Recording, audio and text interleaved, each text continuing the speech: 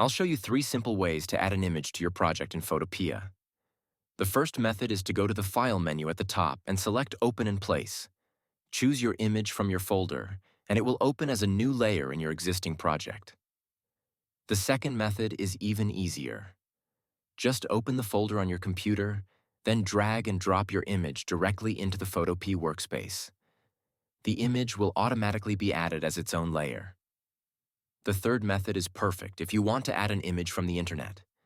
Go to the File menu, hover over Open More, and select Open from URL. Search for the image you want, copy the URL, and paste it into the text field.